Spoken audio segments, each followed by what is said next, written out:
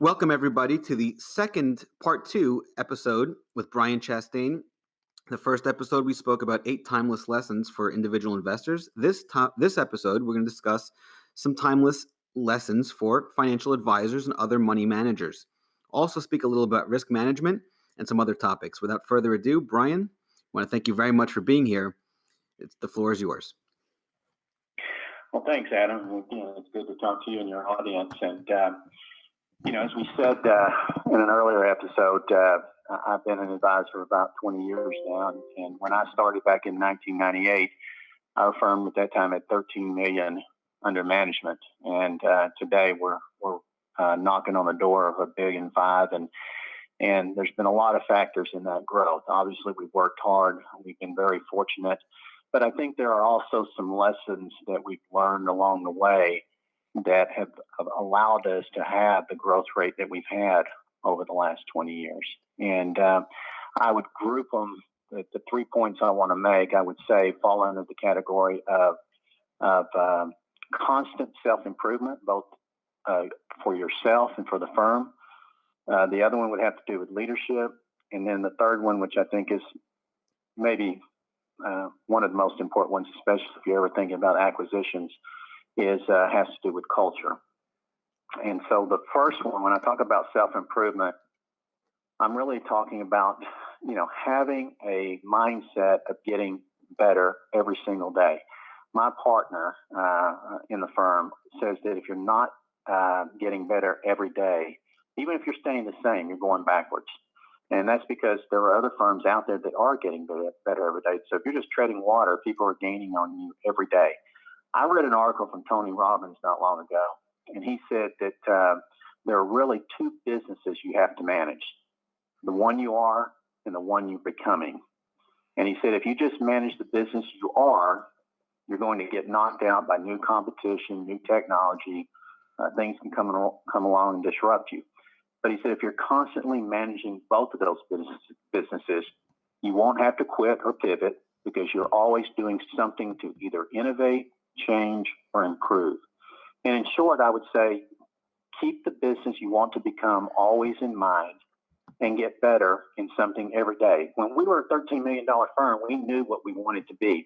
We had a vision for what it was we wanted to be, both from a firm standpoint and from an asset standpoint. We set goals, we monitor just like you should do from an individual investment standpoint.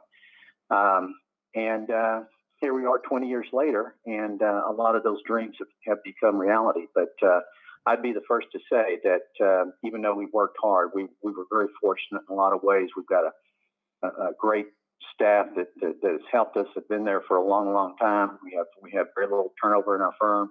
And so I think that's a key. You want to manage the firm for what you want to become in the future. I love that. That's a really, really good point. They say that when you look at a stock chart, there's 2 ways to look at it. You can look to the left of the last tick, or you can look to the right.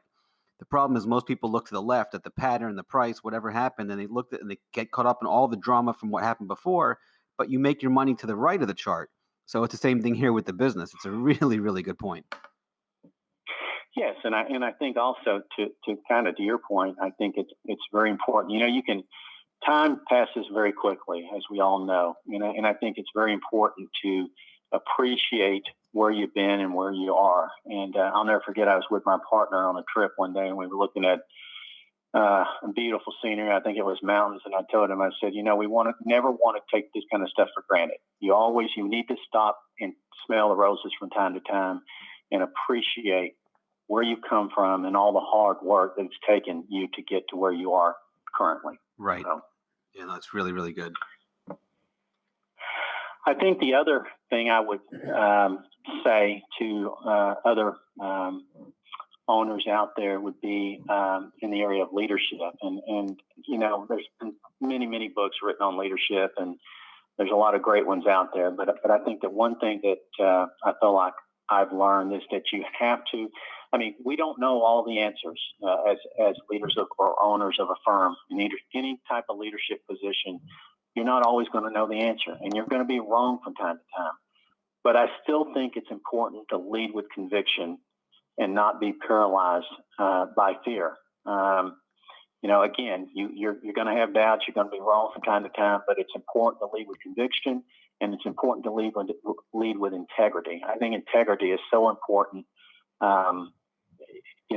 People that do one thing and say another, it's very hard, I think, for people to trust and follow people like that they look at and really don't know if they're always telling the truth or if they're always going to do what they say they're going to do. So, yeah, I love that. That's a really, really good point. And then finally, the last thing I would say for other owners out there is has to do with culture. And I think that culture is really just everything. And you have to have a great culture. And I think that the mistake a lot of people make today is that when they think about culture, they're talking about hiring people that think a lot like they do or think exactly like they do. And in our firm, that couldn't be further from the truth. We want people that don't think like us. We try to create an environment where we get in a room with a management team and we want people to have the freedom, even if, say, the other 8 people in the room think one way, for somebody to have the freedom, if they disagree, to raise their hand and say, no, I don't agree with that decision, and then talk about it, because that's the only way that you get input from a lot of different people and ultimately make the best decision you can make. You don't want an environment where you've got a bunch of yes people around you. It's real easy as a leader to fall into that trap because people are afraid to voice their opinion and tell you what they really think. And many times we as leaders or owners, sometimes people will ask us questions, and leaders or owners of companies sometimes have the attitude of, when somebody asks them a question, they take it the wrong way. They take it like you're questioning my authority, when really all they're asking is for clarification or knowledge. They're not questioning your decision. They're just trying to understand it. And so I think we as leaders and owners, we have to take the time to answer questions. We have to understand that it's not a threat to have people that may disagree with us from time to time. In fact, it's very, very healthy. And we should all understand when we get in a room and we're trying to make a decision that it's not personal. It's about making the business as good as it can be. And I think the only way you do that is to have input from different people, and people having the ability to disagree and say so if that's the case. Yeah, I love that. And Ray Dalio, too, the largest hedge fund manager in the world, talks about that, where he says the best idea wins. It doesn't matter what you're doing, where the idea comes from. I always joke around and say, if it comes from the janitor, I'm totally fine. I'll take it. It doesn't matter where the idea comes from. It's just, if it's the best idea, let's run with it. This way, there's no ego involved, and we can do the best thing. That's right. Yeah. So from a culture standpoint, specifically with RIAs, when you're managing money, and it tends to be a very ego-centric environment, how do you separate the ego from the actual investment process, and then the treating the people, and both in-house, the staff, and then also the clients? Well, for me personally, I have a passion for educating people. I want to. I view myself basically as a teacher. So I want to teach and educate people and help people because I believe that people are not financial jellyfish. If you give them the choices and they understand the choices, they're going to make the best decision for them and their family. So my job is basically to educate people and give them the choices that are available to them.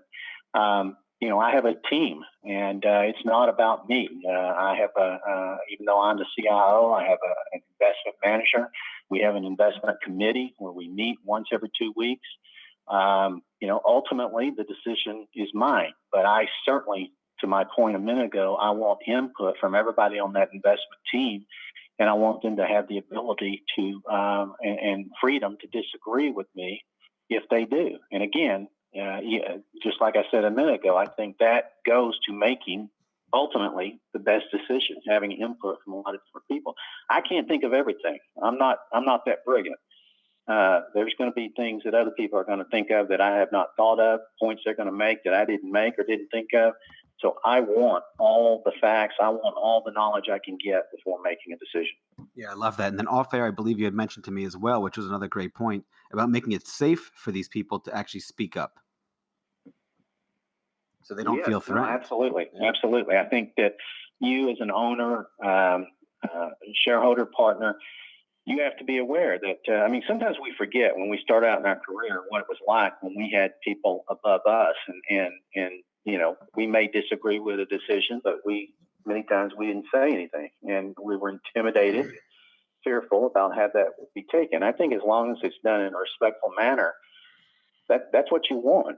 Again, that's the only way you get better, is to create an environment where people have the freedom to be able to say what's really on their mind. Not make it a gripe session, but to legitimately disagree about decisions that you're making on the business. Obviously, you're not going to put every decision you make to a committee, but there are decisions where you want buy-in from management, and that's the environment that I think that you want, where you're able to get input rather than people sitting there saying nothing and then going back to their desk dejected or mad because of a decision that was made, but they didn't feel like they had the freedom to say anything, so they just go back and gripe about it. Yeah, no, that happens all too often, unfortunately, throughout all industries and all aspects of life, even on personal level Yeah, with relationships. yeah, absolutely, absolutely, yeah. There are all types out there. There's conflict avoiders, again, that's where I think it's important to be able to set the environment for people to be able to have the freedom to speak, because you have to understand there's some people that are more likely to speak, and there's others that are probably very apprehensive about speaking, and because they view it as conflict. And again, if you're a conflict avoider, you're just shy, you're going to have a much harder time speaking. So sometimes it takes a while to develop that type of environment, but I think in the long run, it's what you want to try to achieve. No, I love that. So, Brian, on a separate note from growth, I mean, 13 million to 1.5 billion with a B. I mean, first off, congratulations, hats off to you. That's a track record of growth that's absolutely fantastic and phenomenal. I don't even know the right words to use. I guess, what lessons have you learned along the way that you can share with other RIAs to help manage that growth in a sustainable fashion? Because I know sometimes RIAs grow too fast. It happens, and they can't handle the growth, whether it's from infrastructure or from an investment standpoint, or. Are there any, a few nuggets of wisdom, one or two pieces of nuggets that you can share with us? Well, to your point, it's funny you mentioned that, because we went through a period exactly like that about 3 or 4 years ago. And, sometimes you operate as a small firm and you don't realize that, due to what's happening with your firm from a growth standpoint, that the ways that you've always done things, maybe you didn't have processes in place, procedures in place to handle that growth. You didn't need it in the past, and then all of a sudden you wake up one day and you realize that you're not that little firm anymore. You've outgrown that. You have to have processes and procedures in place to manage that growth. And so we did go through about a 2-year period where it was pretty stressful around the office, trying to manage that growth. And again, we got to work on it, and we fortunately we realized fairly quickly that the way we had done things in the past, we couldn't do them that way anymore. So we had to put processes in place, and we spent a lot of time, procedures manual, process manual, people working on that, new employees coming on. This is the way we do things around here. And so that everybody understood, so we didn't have half a dozen different ways of doing the same task, that everybody knew how to do the important tasks for the firm. So it can be a real problem. And I would just say that, to be honest, it took us a little bit by surprise. Fortunately, we jumped on it pretty quickly.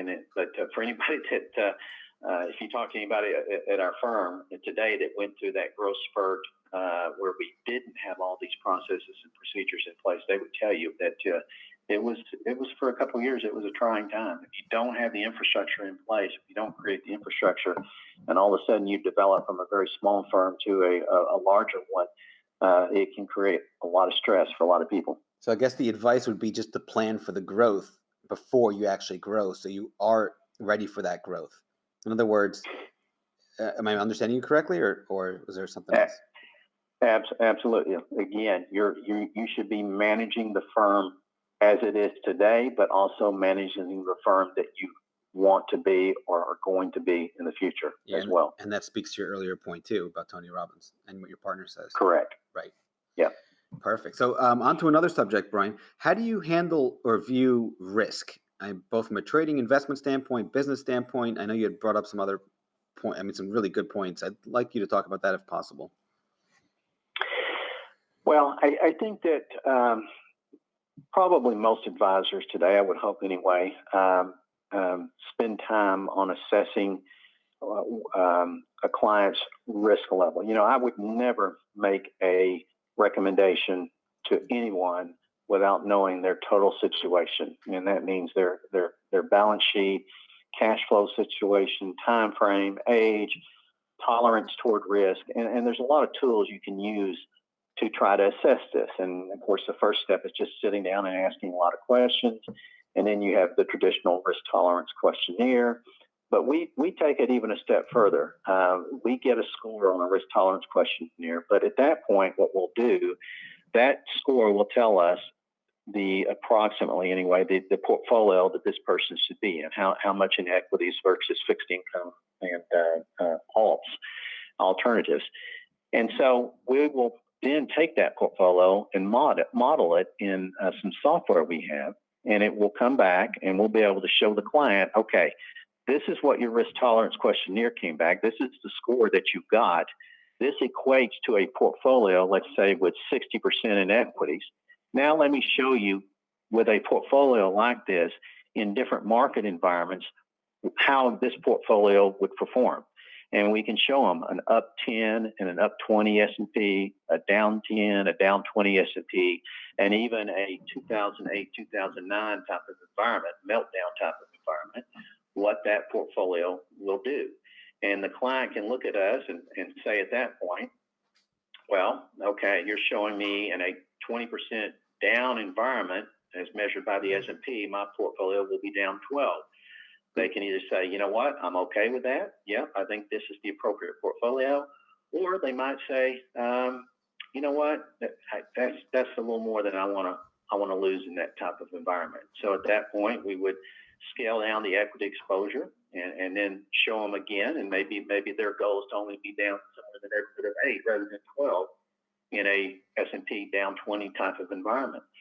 And so we slowly get to the portfolio that's appropriate for them. But the point is that we spend a lot of time on the front end assessing their risk tolerance and what's the appropriate portfolio for them. Because the last thing I want is when the market goes down, and it will, of course, eventually, and you will have periods of time where the market could be down for an extended period of time. Right. I want them to understand on the front end what that means, but also having educated them back to the points we made earlier about this is a long-term investment, and we don't need to be concerned on day-to-day type of fluctuations. I call that noise. The one thing we will do, and I don't consider us tactical investors, but we will make changes if we can determine we think it's more likely than not that a recession is imminent. And again, admittedly, that's very hard to do because statistically it's very difficult to predict the recession. But nonetheless, most market, if not all market downturns in excess of 20+% have always been associated with a recession and or depression of some kind. And so that's really the time that we will make changes to the portfolio, maybe becoming a little bit more defensive and not radical. We'll never go to 100% cash or anything like that, but we will try to make some changes, maybe to make it a little bit more defensive oriented and mitigate some of that downside risk. But again, even doing that, we've already showed the client on the front end what they can expect in that type of environment. So any changes we make are going to be relatively minor. We're never going to make big bets by putting everything in cash. I just don't think that you can predict that. You hear of people that are right one time and write a book about it, and then they're wrong the rest of your life, and you never hear from them again. It's just so difficult to really time the market. I don't think it can be done consistently. So just to make sure I understand what you're saying correctly here, is that when you look at investment risks, you look at whether or not there's a recession on the horizon or not? And if there is, you'd be more defensive. If you don't see one, then you're more aggressive. Is that correct, or am I misunderstanding? Yes, according to their risk tolerance, of course. When you say more aggressive, whatever their risk tolerance, whatever their goals and objectives are, whatever we've determined is the appropriate portfolio. Yeah, we'll have a portfolio, and again, that portfolio may be what we would call a growth and income portfolio, a combination of equities and fixed income and alternatives. And so, would we ever change that portfolio? Yeah, we might if we thought a recession was imminent, or if circumstances had changed with the client, or the portfolio had done so well, and they've got so much in assets now that it's way above what they're ever going to need to live on. So maybe that's another reason we could become more conservative, is that we're just taking some of the risk off the table and becomes more of a preservation mode more than a growth mode at that point. No, I love that. So you're basically saying the daily action in the market's pretty much noise. And for you, the big factor you look at, or the big metric you look at, is whether or not a recession's imminent. If a recession is imminent, you adjust accordingly. If not, it's pretty much noise. Is that correct? Yeah. I think day-to-day information, the market reacts to everything on a day-to-day, from a day-to-day standpoint, and by making changes based on what I consider noise, I think you're doing exactly what the emotional investor does, and that is to make changes based on fear and things that you think are going to happen, but many times don't ever turn out. The key for me is, again, the appropriate portfolio on the front end and having the appropriate time frame, which of course goes along with that as well. But in education. Yeah, that's great, because that ties everything together perfectly for you. Yes. Yeah. I spend so much time on the front end. I just don't. The last thing I want is somebody thinking that because they're in the market, they're we having the misperception that when they hear an 8% average return, they think that means 8% every year. Yeah. I want them to know on the front end that's not going to be the case. That's funny. So, I love it. Yeah. So basically what you're saying here is that when you're coming to make the decisions, it's not like the daily actions noise. One of my things is that part of the show is I want to help people see the forest and not just the trees. And by the trees, I mean the latest daily action, the tweet, the latest headline du jour, whatever the case may be. But you're just saying focus on the forest. That's what's important. Exactly. Yeah. No, that's exactly right. Great point. And then just to wrap it up, because I know we're running short here on time, Brian, some advice. I always like to ask people, what is the best advice, or some of the best advice you've ever given or you've ever received? I think I've learned over the years, you see different people with different gifts, and we all have different gifts, different things that we can use. And me and my partner, he's completely different to me. They call him the gas and me the brakes, and he's a big vision, big picture guy, and I'm a little bit more detail oriented. And we used to go in meetings together, especially with big clients, because we knew that client would connect with one of us. Right. If they wanted the enthusiastic, big picture guy, that all the ideas, they were going to connect with my partner. If they wanted somebody a little bit more detail oriented, maybe more calming, they were going to connect with me. But the point I'm trying to make is that everybody has different gifts, and sometimes it's very easy to be envious, to see things that other attributes or skills that other people have that maybe you don't have. But I've learned that those same people that you're maybe envious of, they may be envious of you for different reasons. And so, I said at the beginning, I view myself as a teacher and an educator for clients. And so I guess I would say, to answer your question, be happy in your own skin. Understand that you have certain skills and gifts that a lot of other people don't have, and quit being envious of what other people have that you don't have. And if there are things that you consider weaknesses in your life, then go out and work on it. We all have that ability to work on things that we consider weaknesses and eventually make them strengths. No, beautiful. It's really, really, really good advice. Just be happy, enjoy it, and then turn your weakness into strength. Brian, that's all the time we have. I want to thank you very much for being here. What is the best way for people to get a hold of you? Well, they can reach us on our website at www.mycfoforlife.com. And alternatively, my email address is Brian, BRIAN .Chastain, CHASTAIN at myCFO4life.com. Thank you very much, Brian, for being here. It's a fantastic episode and sharing your wisdom with us. Really, really appreciate it. Thank you, Adam. Appreciate your time. Take care. Bye-bye.